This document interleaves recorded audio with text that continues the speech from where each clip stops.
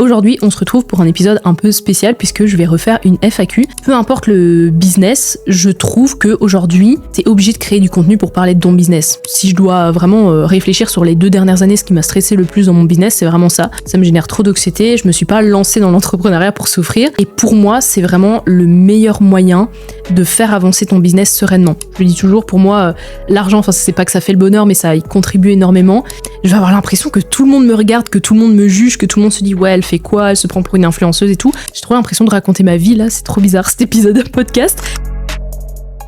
Bienvenue dans Coulisses d'une créatrice. Hello et bienvenue dans ce nouvel épisode de podcast de Coulisses d'une créatrice. Aujourd'hui, on se retrouve pour un épisode un peu spécial puisque je vais refaire une FAQ. Ça avait bien plu la dernière fois et donc ici, j'ai partagé une FAQ en story. J'ai eu quelques questions, des questions super intéressantes. Donc je vous avais parlé des thématiques que j'allais aborder, donc argent, business, perso, stratégie, réseaux sociaux, UGC, enfin voilà. Tous ces domaines-là que j'aborde généralement sur la chaîne de podcast. Donc j'en ai sélectionné 10, il y en avait une quinzaine, je pense qu'il y en avait 18 questions. J'en ai sélectionné 10 parce qu'il y en a certaines qui sont revenues aussi plusieurs fois, d'autres qui n'étaient pas forcément dans le sujet. Donc celle-là, j'y répondrai pas, mais du coup j'en ai sélectionné une petite dizaine ici.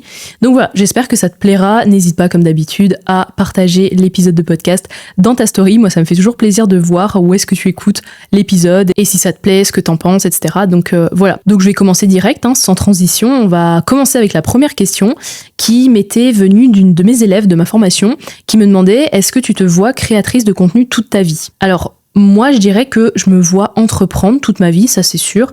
Je me vois plus jamais retourner dans le salariat, enfin je serai toujours entrepreneur, ça c'est sûr et certain parce que j'ai trouvé vraiment ce qui me correspondait.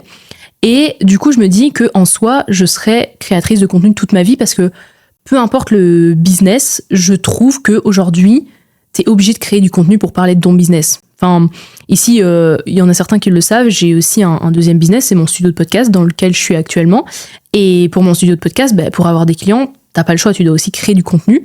Donc même si à un moment je suis plus créatrice de contenu UGC ou que j'ai plus ma formation UGC School, même si c'est des choses que j'imagine pas forcément, j'ai des grandes ambitions avec ce programme et avec ce métier, mais je suis convaincue que même si j'arrêtais ça, que je mettais ça de côté ou quoi et que je me lançais dans un nouveau business, je continuerais à créer du contenu, à continuer à faire vivre aussi mon personal branding. Donc oui, créatrice de contenu toute ma vie, ça je pense que c'est sûr et certain, parce que pour moi, comme je l'ai dit, c'est vraiment la clé pour vendre.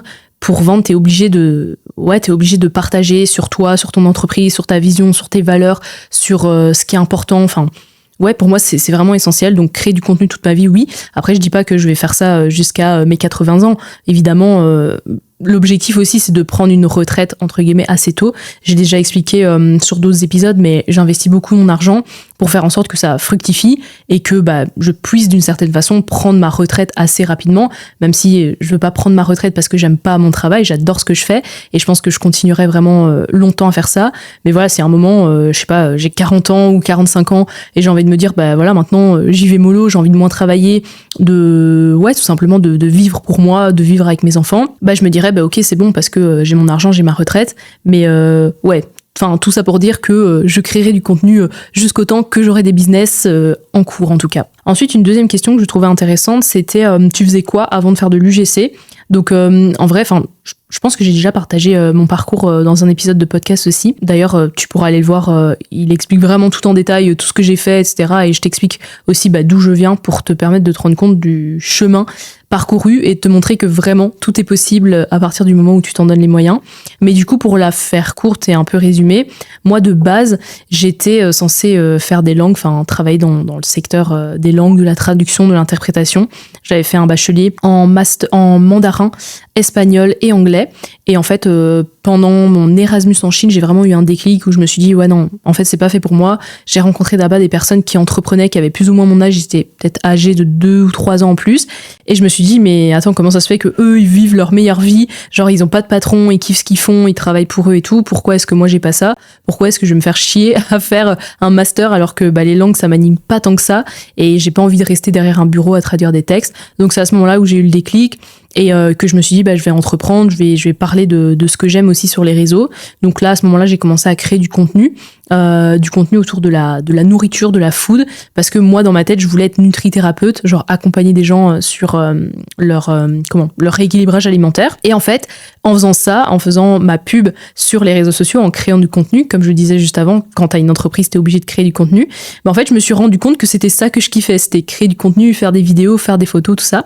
Donc oui, j'ai eu quelques patients en nutrithérapie, mais en fait, rapidement, je me suis rendu compte, c'est la création de contenu que je kiffe. Là, j'ai eu des collabs, j'en ai parlé en story il y a pas longtemps, mais là, j'ai eu des collabs comme ça en gifting avec Foodspring, avec Not & Me, enfin des marques quand même assez connues dans le secteur de la food. Il y avait Turtle Cereal aussi. Enfin bref, et du coup, c'est comme ça que j'ai eu mes premières collabs, c'était vers 2020-2021. Et de là, je me suis quand même dit, vas-y, il faut que je trouve un travail pour pouvoir avoir de l'argent pour investir, enfin de l'argent rapidement entre guillemets, parce que vivre de son business dès le début, quand t'as pas de fonds derrière, c'est un peu compliqué, puisque j'avais vraiment 0 € à investir, genre dans du matériel, dans un nouveau téléphone, j'avais pas encore mon Mac à l'époque et tout. Donc ce que j'ai fait, c'est que j'ai travaillé pendant 1 an en tant que salarié, en tant que community manager, puisque les réseaux sociaux, c'est ce que j'aimais faire. Donc j'ai travaillé là-bas.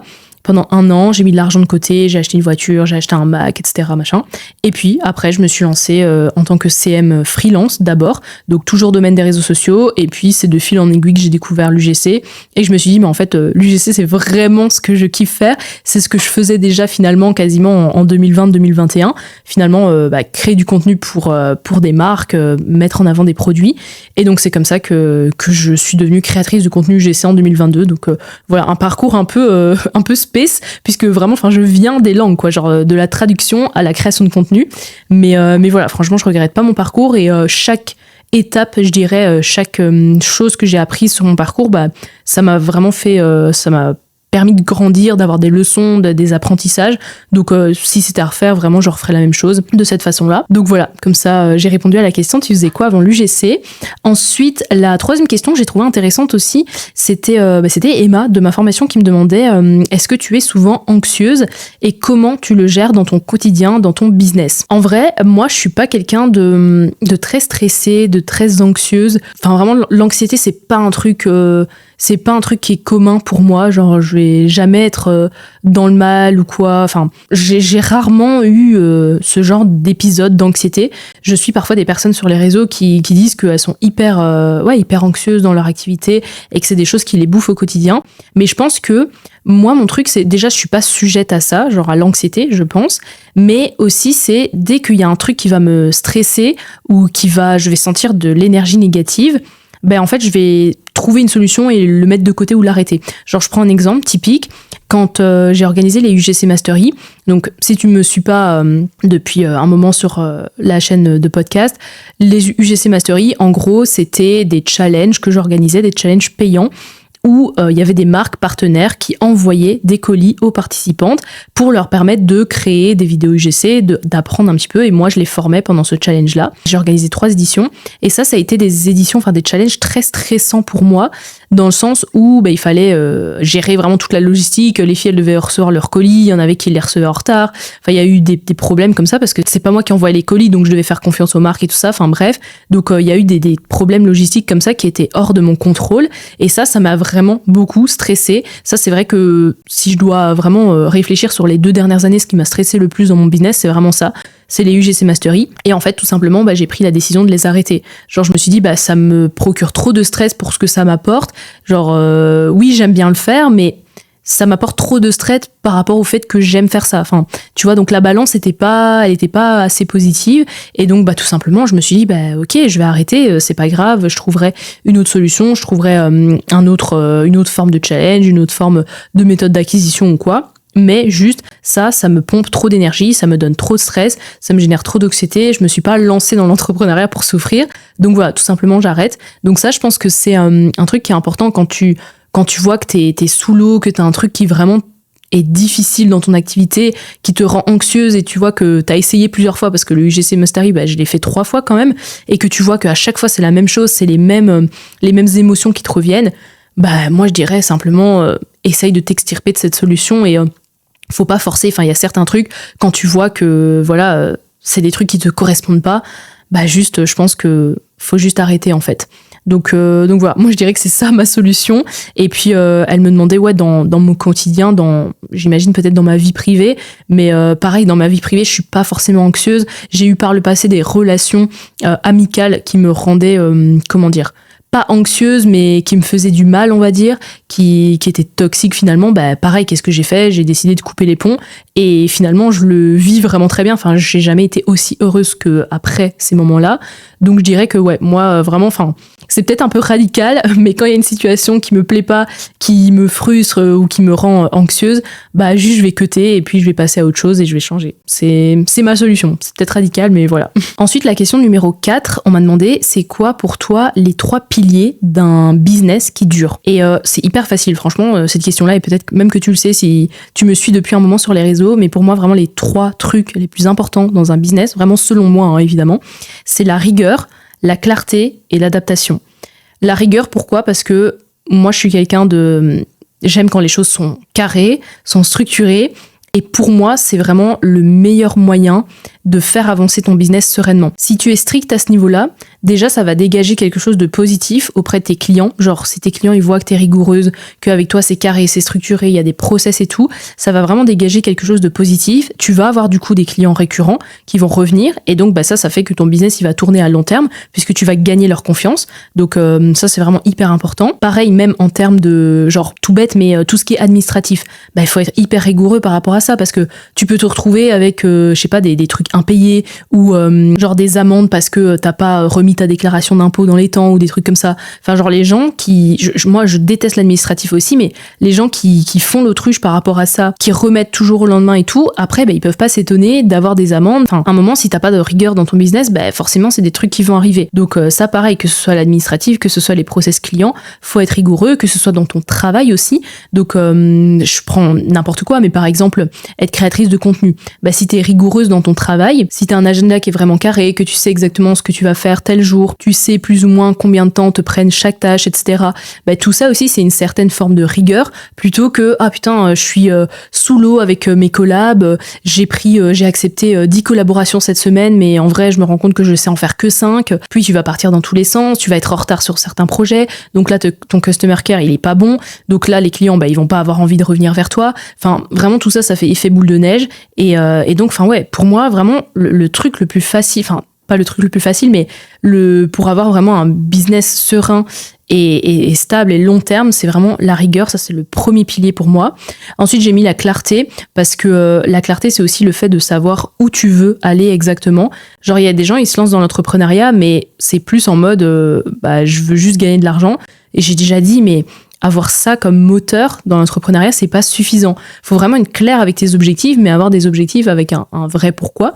Mais quand t'es clair à propos de tes objectifs, ok, je veux gagner plus d'argent, mais pourquoi est-ce que je veux gagner plus d'argent finalement ? Est-ce que c'est parce que derrière t'as un objectif d'investissement immobilier, ou t'as envie de préparer ta retraite, ou simplement t'as envie de te faire plus plaisir, de vivre mieux, de plus compter chaque euro ? Tout ça, c'est des trucs aussi que tu dois mettre au clair avec tes objectifs pour savoir quelles actions tu vas mettre en place pour atteindre tout ça. Parce que typiquement, si t'as un objectif d'investir dans de l'immobilier ou un objectif de juste te faire plus plaisir, tu vas pas avoir le même plan d'action qui va en découler.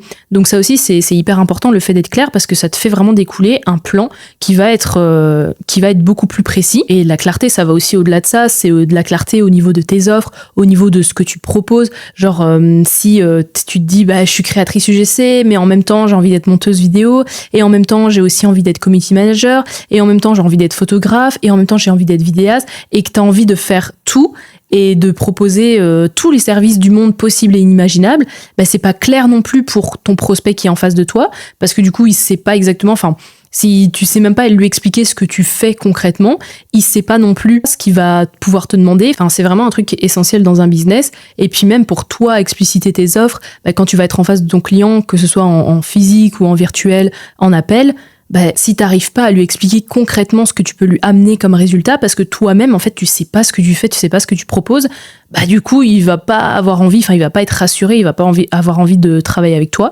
Donc voilà, ça aussi hyper important, la clarté. Et alors j'ai mis l'adaptation, la faculté d'adaptation, c'est un truc que j'ai remarqué que j'avais et que je dois travailler, enfin que je dois continuer à travailler évidemment, parce que je suis pas née avec une faculté d'adaptation. C'est vraiment le fait de pouvoir s'adapter peu importe la situation, mais aussi et surtout trouver des solutions. Quand tu te lances dans l'entrepreneuriat, je pense que tu dois être quelqu'un de relativement débrouillard. C'est important, enfin je trouve que c'est une qualité qui est importante, et débrouillard pour moi c'est la faculté d'adaptation. J'ai pas forcément d'exemple là, ah si j'en ai un, moi ça m'est déjà arrivé plusieurs fois quand je fais des challenges, enfin j'ai déjà fait ça par le passé, des challenges, des lives ou des masterclass, des trucs comme ça, ou même des lives avec mes élèves, et le lien il fonctionne pas, ou les gens ils arrivent pas à se connecter, ils entendent pas, ils voient pas, des choses comme ça.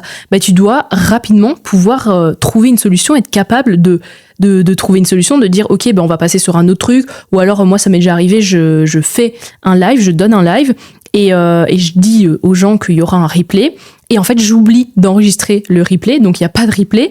Du coup tu dois trouver une solution parce que tu peux pas, enfin t'as promis un truc aux gens, il faut être capable de t'adapter. Et donc qu'est-ce que j'avais fait à ce moment-là par exemple, j'avais réenregistré le truc, genre comme si c'était un replay, genre je donnais le live, il y avait personne à ce moment-là, j'enregistrais en fait le replay, mais donc je devais m'adapter, enfin tu dois t'adapter, t'as des fois tu dois gérer des crises, des trucs qui sont pas prévus, et pour moi c'est un truc qui est vraiment important dans une activité entrepreneuriale, c'est vraiment de toujours trouver des solutions. Enfin c'est limite c'est le propre de l'entrepreneur, c'est de trouver des solutions à chaque problème, et donc ça inclut cette débrouillardise, cette faculté d'adaptation. Donc peu importe la situation, s'il y a une crise, s'il y a un problème, si ton client il est pas content ou peu importe, il faut toujours que tu trouves une solution.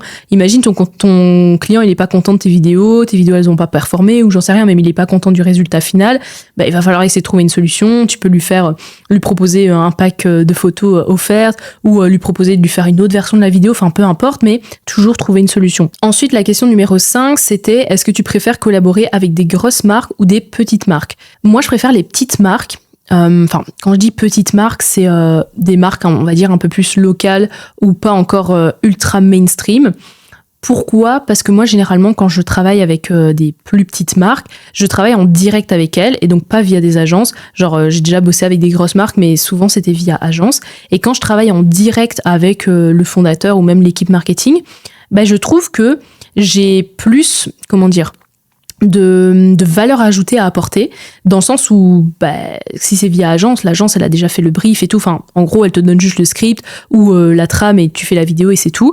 Mais quand c'est via eux en direct, tu peux proposer des nouveaux concepts, tu peux leur proposer de partir sur un style qui va peut-être être un peu différent, mais genre oser quelque chose de nouveau. Tandis que via agence, souvent c'est assez cadenassé et tu peux pas vraiment... Enfin, ça dépend, mais généralement tu peux pas vraiment apporter ta pierre à l'édifice. Et moi je trouve que quand c'est en direct avec les marques, voilà, moi je préfère faire comme ça en tout cas. Mais après, ça me dérange pas de travailler via agence, c'est pas ça. J'ai déjà eu l'occasion de travailler avec très très très belles marques via agence, mais c'est vrai que quand j'ai la possibilité d'apporter vraiment encore plus de valeur ajoutée, c'est toujours mieux. Ensuite, question numéro 6, on m'a demandé si je déléguais beaucoup de choses dans mon business, et honnêtement, je délègue certains trucs, mais je trouve pas énormément. Quand je dis pas énormément, c'est par rapport à d'autres personnes, parce que je l'ai déjà dit, je suis pas mal d'entrepreneurs sur les réseaux et tout, et parfois je vois des gens, on a des business plus ou moins similaires, et ils ont des équipes de 3-4 personnes et tout, à gérer. Moi c'est vraiment un truc, j'aimerais tellement pas, enfin, je trouve ça très très bien, hein, s'ils arrivent à bien gérer et tout, enfin, voilà, c'est pas du tout un jugement ici, mais c'est juste que moi, en tant que chef d'entreprise, on va dire, c'est pas quelque chose auquel j'aspire. Ça m'angoisserait d'avoir une équipe acquisition, par exemple. Avoir une équipe, vous êtes l'équipe acquisition, vous gérez tout le pôle vente, avoir une équipe création de contenu, vous gérez le calendrier éditorial, les contenus, le montage, la publication, etc. Enfin, moi, ça m'angoisserait vraiment de devoir être au centre de toutes ces personnes-là, parce que c'est pas la vision que j'ai pour mon activité. Enfin, comment dire, c'est pas que je me bride, parce que j'ai déjà entendu des discours qui disent oui, il y a des gens qui veulent pas grandir, c'est qu'ils se brident, ils ont des croyances limitantes et tout, mais en fait ça a rien à voir. Genre moi je me suis rendu compte que à un moment j'ai fait des coachings et tout, et on m'avait dit ouais, il faut engager des personnes pour t'aider et tout ça. Et en fait je me suis rendu compte que gérer des gens, c'est pas ce que j'aime. Genre j'ai pas envie de faire ça en fait, et j'ai pas envie d'engager des gens pour gérer des gens à ma place non plus. Donc moi j'ai envie d'avoir mon activité, d'avoir ma patte, genre de pouvoir continuer à diffuser mon message, de pouvoir continuer à former aussi, parce que la formation c'est vraiment quelque chose que je kiffe, de pouvoir avoir toujours ce truc-là, de me faire aider par des personnes, on va dire par exemple au niveau du montage, au niveau de la mise en place de mes carousels, des choses comme ça, mais pas d'avoir plusieurs équipes qui gèrent ces choses-là et que moi je suis juste la personne qui crée le contenu, genre juste l'image de marque. Enfin ça c'est pas mon truc, enfin c'est pas ma vision en fait. Je sais pas si ça fait du sens. Mais du coup pour répondre à la question qu'on m'a posée, donc moi en termes de délégation, ce que je délègue par exemple c'est le montage vidéo. Genre le montage vidéo ça j'en fais quasi plus. Genre sauf quand c'est des reels de 7 secondes par exemple, ça voilà c'est moi qui le fais. Mais tous mes montages c'est Kate qui les fait. Elle fait ça super bien en plus. Donc voilà, tous les montages je les fais plus.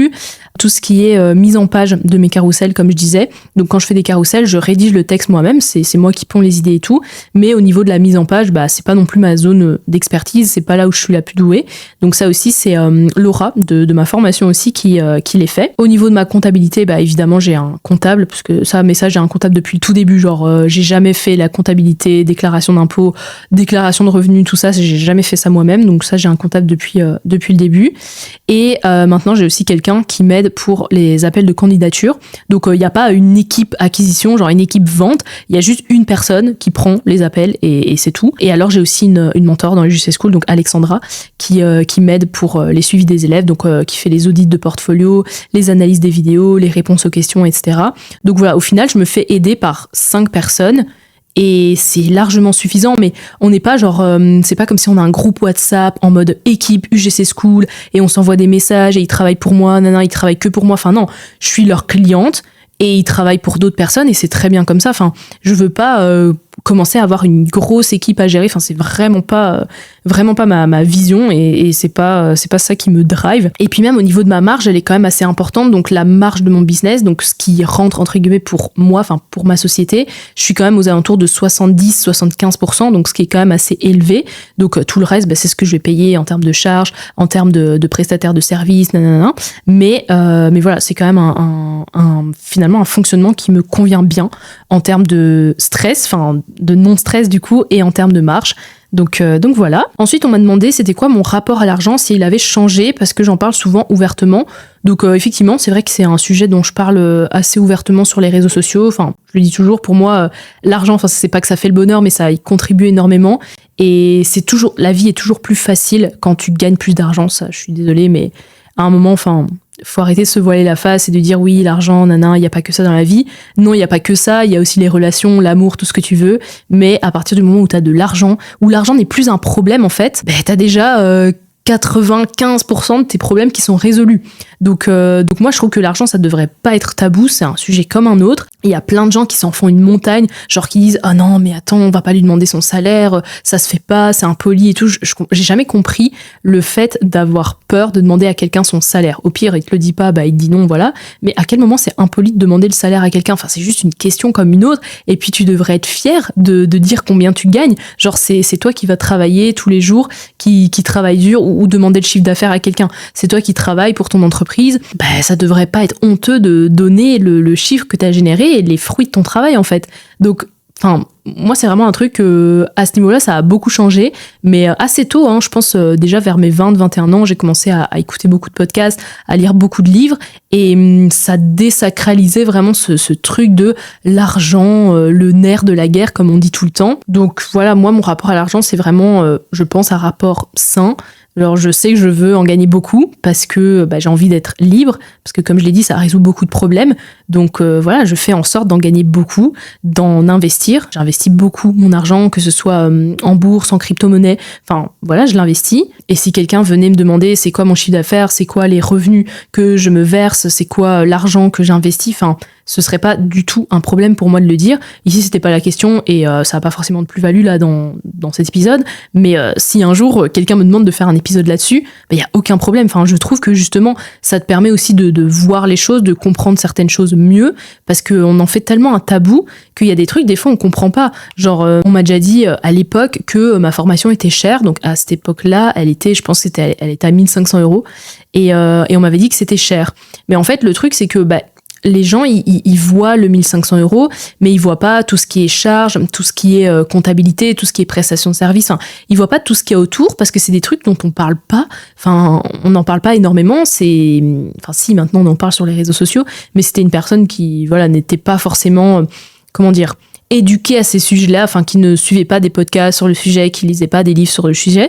Donc forcément, 1500 €, mais ça lui semblait énorme. Mais parce qu'elle comprenait pas tout ce qu'il y a derrière, parce que tout ce qu'il y a derrière, on n'en parle pas comme ça dans la vie de tous les jours. Donc c'est pour ça que je dis, parler ouvertement de l'argent, ça permet aussi de se rendre compte de certaines choses, et parfois de se dire, ah ouais, non, mais finalement, c'est pas si cher que ça. Ou alors se rendre compte, ok, je vais investir ça, mais en fait, je vais récupérer ça derrière. Enfin, voilà, pour moi, l'argent, ça devrait pas être tabou. Et voilà. Mais en tout cas, s'il y a d'autres questions plus spécifiques par rapport à ça, ce sera avec plaisir que je ferai un épisode de podcast là-dessus, parce que je trouve qu'il faut contribuer à désacraliser tout ça. Autre question de la FAQ, c'était marrant parce qu'on m'a demandé comment est-ce que tu fais pour être à l'aise de se filmer en public. Alors, je suis pas du tout à l'aise de me filmer en public.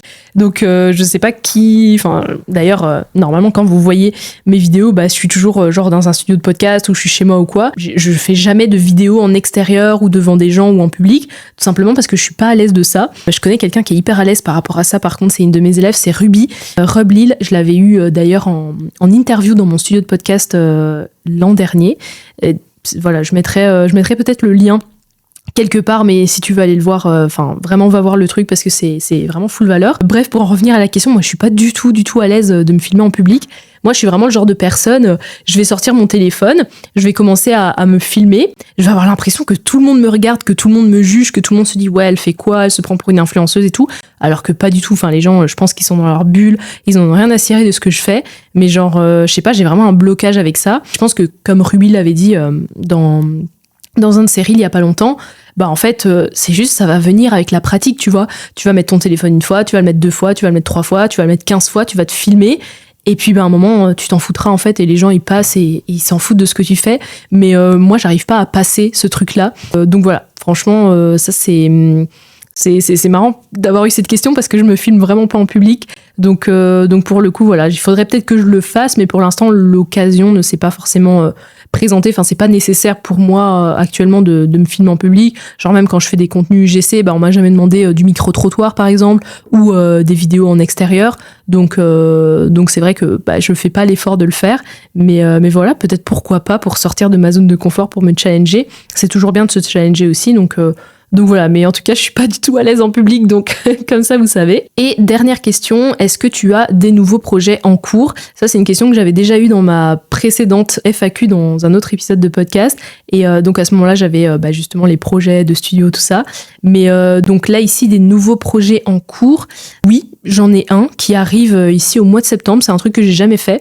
Donc ce sera gratuit, mais ce sera pas une formation ou un challenge ou quoi, mais ce sera un truc assez sympa. Donc ça, je vais en parler assez rapidement. On est déjà en train de monter les vidéos pour parler tout ça, de faire les carousels et tout. Donc ça arrive très très prochainement, puisque c'est prévu pour septembre.